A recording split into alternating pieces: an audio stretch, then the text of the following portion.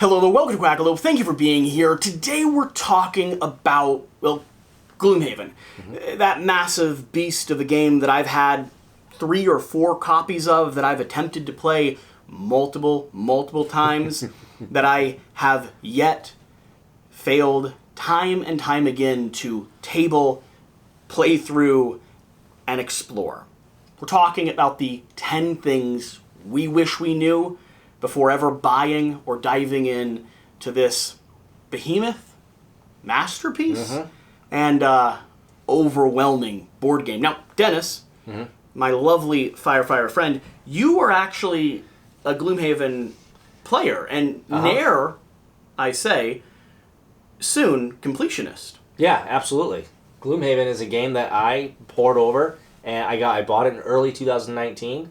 And took it to work with me, started punching punch boards, watched an enormous amount of YouTube content on how to plays and going through the rule book, and then realizing I need an organizer. Like, I went all in on this game, and it became my lifestyle game. So we've got 2 different perspectives here, 5 points each, talking about the stuff we wish we knew before diving in to Gloomhaven.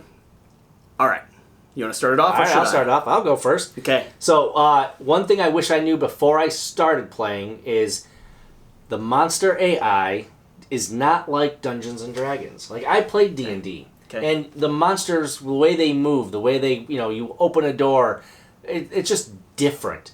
And I had that mindset, and I was playing the monster AI wrong consistently. You went into it thinking this is an RPG on the table. Yes, thinking it was an RPG. To a degree, it's an RPG on the table. But you open a door, you're invisible. I thought monsters are still... Even though the rules are clearly outlined in the book, you just, in the moment of playing, you're like, oh, monsters aren't just going to stand there. They're going to come, they see the door open, and they may not see me, but they're going to go find out why the door opened or whatever. Yeah. So I was reacting outside the core rules, and I made the game a lot harder for myself for a lot of scenarios. You gave them intelligence. I gave them the intelligence. Monsters are dumb. It's an important point. It's funny because our 2 lists are going to contrast in an interesting way. Your list is already on mechanics. My list starts off with kind of 2 caveats. One, at the top of my list, would be Jaws of the Lion. I wish I knew Jaws of the Lion existed, would have existed at the time I got into Gloomhaven. I bought Gloomhaven on the back of my Kingdom Death enthrallment, my listening to Critical Role, the entire first season in about 3 months, my dive into the world of board games, and little did I know that it would be too big, too ambitious, too much. It's a giant box, and I paid a lot of money for that first one, and it sat, and it traveled with me, and it never really got played, because I didn't have the capacity to sit and read the rulebook, to sit and learn the game, to set it up and go through the nuance of the mechanics. I mean, my raging, untreated ADHD at the time meant that a game like Gloomhaven, without someone there to help me run it, I mean, even I suppose today, it's really, really hard for me to table, play, and get into existence. And so I kind of have 2 things on this first list. One is Jaws of the Lion, because it's accessible, because it's approachable, because it gives you an easier way to set it up with their flipbook system, and because it teaches you the game in bite-sized chunks and readies you for a full Gloomhaven experience. And number 2 is digital Gloomhaven. It's the most approachable way for my wife and I to sit and play through the actual big box campaign. We're playing Jaws of the Lion on our own, as a date night type of thing. Yeah. But big box Gloomhaven, it's not at the top of our campaign lists. It's already kind of outdated. We'd rather play Crimson Scales, or we'd rather play Frosthaven than original Gloomhaven, or Gloomhaven 2.0 when it ever arrives. And so, if we're going to ever experience the characters, the story, and the full gameplay of original Gloomhaven, not the mechanics engine, not the other expansions, not the other stuff, but original Gloomhaven, the video game's a great place to start. So if you're feeling overwhelmed, or you're looking at getting into this, start at one of those 2 areas. Move on from it. I want you to play on the table. I want you to explore this entire system. But if the video game allows you to learn what's going on, and Jaws of the Lion allows you to start getting it to an actual physical game night, both of those things are well worth the time investment. I wholeheartedly agree with you on Jaws of the Lion. You don't agree on the That did video not game. exist when I first bought it. Didn't exist when I bought it either. And when I first started playing it. I was one of the content creators. The Target commercial for Jaws of the Lion. Seth LaFair hired me to film, produce, and prepare the in-store Target commercial. And so I was one of the first people to ever have and put my mouth on Jaws of the Lion. Yeah, it's the best way to get into the game. Absolutely. I disagree with the digital content. I know everyone loves, the easier way to play it, and even the companions and all that stuff. This is kind of going to come into my number 2 reason. Have you played the digital one? It's really well done. I've not played it. I've seen it. I've watched, when I watch some strategy videos on Gloomhaven It's very on YouTube, well done. I see people who are running it through their digital version to kind of teach the game. But for me, my number 2 rule is, the second thing I wish I knew is, you're going to have some new best friends through Gloomhaven, all right? Playing digitally, I don't know that that's the case. So I think for you're right. me, I'm not an advocate. I love video games. I think people should stop playing them. I took Gloomhaven. I bought a copy of it, and like I said, early January 2019. I took it to the fire station. I set it on the table, and I started punching things out. It's a massive box. One of the guys that worked there that I didn't really know that well at the time, he was at a different station, and back then we were much more separated in terms of when we worked. We just didn't cross paths that often. He was at that station running, doing drill. I was working a shift, and he comes over and he's like, "What is that?" And I was like, "It's a board game, Don't worry about it." Yeah, I'm just kind of, getting it organized." He's like, "That looks super cool. I want to play." And he's in my group. And then another guy from the fire department. He's like, I like board games too. I was like, "Really?" So now they're 2 of my very best friends 4 or 5 years later because of Gloomhaven. So that's one of the things I wish I knew is, you're going to get a group, and there are people out there who will absolutely play this game with you and will do it regularly for a long time. It's that good of a game. On my end, I wish I knew that I needed an organizer. I wish I knew that I think if I had had the patience to sleeve, build, craft, organize, get a structure in place to allow me to actually play it, or table in place to leave it set up for an extended period of time, I would have been able to dive into Gloomhaven a lot quicker than I have. In fact, Jaws of the Lion, when we open it up and try to play it, sits on our dining room table for 3 or 4 days in a row, so we can actually knock out a few scenarios, and that's the approachable version of this game. You can see with all the chaos on the table in front of us, it's a big game. It takes up a lot of space, and a good quality organizer, a good quality system, however you need to do that, multiple baggies, a wooden one that you buy and build, a shelf where you just keep everything open, a table in your basement where you always keep it built and ready to table immediately, a board game table with a stomach on the inside. I wish I just had some solution. But instead, I approach Gloomhaven as a game that should be able to fit back in its box and exist as it is. And that was one of the biggest barriers to playing for me. And it still is. And you stole one of the ones on my list. That was not this next one, but the one after. So I'll just kind of jump to that. An organizer, to me, is critical. The setup time is cut by an enormous amount. Putting it all away, it'll fit back in the box. You need an organizer. And I did the nice wooden organizer, spent the time putting it together. I mean, you have the insanity of, pardon me while I get our vlog camera up and running, you have the insanity of these trays. Yeah. Show off this tray a little bit. That is the most insane thing. Has a wooden dial, has a slide board for writing down components. You're sitting there with places to put your cards, a secret place to see your hidden objectives. Item slots up here across the top. I mean, there is almost nothing quite as satisfying as a system like this that allows you to just enjoy the game. I wish I had this. I wish I'd invested in it. I wish I'd purchased it because I could have played. And playing is the whole point. Playing's fun. It's good. It's this part that keeps me from ever getting it to the table. Yep. Now, don't forget, you can go too far overboard with Deluxification, and I've done that myself with Gloomhaven. Is this your next point? It's part of it, yeah, actually. You can go overboard, all right? You need an organizer. You need, you don't really need the dashboard, but it does save up some table space. No, I love the dashboard. Beautiful. I also bought, and I didn't need it, all the 3D terrain, so I'm building all the maps with full walls. It's amazing. It's beautiful. It's too much. Very time consuming. It actually slows down. You don't get through as many scenarios in a night.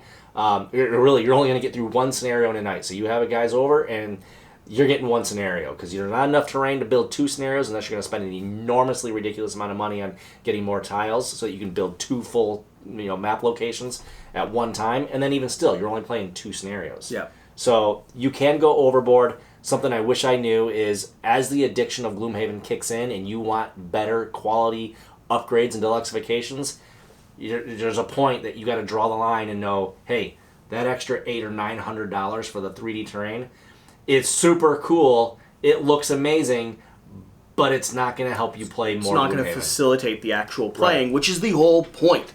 Yep. My next point: mechanics over story. I'm a big story guy. I love storytelling in board games. I look for board games that give me that ethereal RPG, surprise twists and turns and adventure. And Gloomhaven's kind of your classic RPG. The unique characters and the unique world and classes, I think, is one of the things that it excels at. But they tell the story of even their characters, outside of the little bit of flavor text on like a back of a card. Yeah. They tell the story of their characters through mechanics. A deck of cards. A mechanics engine that I think every publisher in the world is jealous of, that they didn't discover first. An ebb of and flow of the scenario, a back and forth when it comes to survival, that last little bit that you need to do in order to close and move forward with the adventure. That's what makes Gloomhaven special. You're not here for story right now. You're not here for story. Story is a nice little bit of flavor text. It's the extra little bit that justifies why you're on the adventure and explains that you want some mysterious rubies that are hidden in a mysterious dungeon with a mysterious villain that you need to defeat. That doesn't matter. What matters is that as you play the game, the mechanics will tell the story. The mechanics will reveal the characters. The mechanics will give you epic, climactic finishes almost every time you go on this journey. And so, you're not here for the written words. You're here for the game. When 3 out of 4 of your party members are exhausted and the last ones on their last 2 cards before they too are also exhausted, and then they draw the perfect modifier to drop that last enemy, that's memorable. There are better games out there. There are better stories out there. There are few and far between better mechanics out there. Yeah, this is phenomenal. I know of many RPG games that have attempted to do something similar. I know many role-playing, many campaign, many games of this scale that have attempted to do what Gloomhaven has done.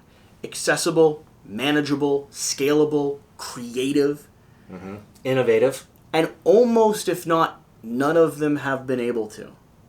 There's some incredibly good games, but for me, none play the same way that Gloomhaven does. No. It feels unique. So my last one here that I have written down is I wish I knew the real cost of the game.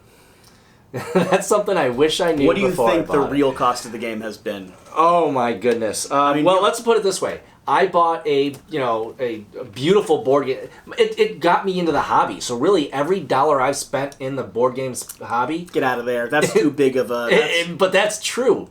Gloomhaven was my. I mean, it's weird to say it's a gateway for me, but that's what brought me into the space. I didn't know the board game space was as big as it was. Kingdom Death was my gateway. So when I was buying other games, all these ones behind me, I said, "Oh, well, it's only 1/5 the price of Kingdom Death." That seems reasonable. Gloomhaven is going to cost you, obviously, for the base game. Then you're going to want to get, an organizer, because I do feel like an organizer is absolutely necessary. I advocate for wood, but do what you want. Yep. Then you're going to look at that, and you're going to say, well, now I've got some terrain tiles I want to get upgraded. So then you're going to go out and start trying, why not have a real wooden stump? 3D hand-painted, it's super cool. models. It's amazing. Sure. And the table presence. I'm a sucker for table presence. So you're going to do those things, and it's going to end up costing you I don't know what that number is, but depending on how detailed you get, you already spend, dropped a number in this video. You said $900 for 3D terrain that could be built out. That was for each just scenario. the terrain. That's what I'm saying. Yeah. So you're already thousands. I'm probably realistically between $2,000 and $3,000 Yeah. on Gloomhaven and stuff related for my Gloomhaven. So you're. I have an initiative tree with magnetic things, to organize You have wall the art. initiative. I have all kinds of stuff. You're an obsessed grandmother. Yes. You're 2 copies of Kingdom Death deep. Yep. I'm Nana with trinkets. That's it. You feel how horrific that is? My gateway game. About 2 copies of my gateway game. I know, and yours is known to be expensive. It's a problem. All right, my final point. The one thing that I wish I had an understanding of before diving into any game of this scale, let alone Gloomhaven. And Gloomhaven takes the cake on this because I bought it right after Kingdom Death. I bought Kingdom Death, was obsessed, in love, entering the hobby, all about it. And then I thought, oh, I have a little bit more room in my heart for other games, for other stories, for other adventures. And so I bought a copy of Gloomhaven. And I opened it, I looked at it, I closed the lid, and for years after that it traveled and journeyed with me and never saw the light of day. Why is that? There's a little concept, a philosophy that I have started advocating for over the last year or so. It's the philosophy of lifestyle board games. Here's the framework for it. You can have all the board games. You can have any of the board games you want. You can have your top 10 list, your top 20 list, your top 100 list. You can have a gaming group that plays, loves, and always tables something new. It's amazing. That's perfect. That's wonderful. But there's a category of board game that you can only ever have one of. That's called a lifestyle board game. Now, we give you permission here at Quackalope. We're very generous to have 2. You can have the one you're actually in love with and the one that you're pretending you'll date one day, right? The marriage material on the side. For me, that's Kingdom Death and Marvel Champions.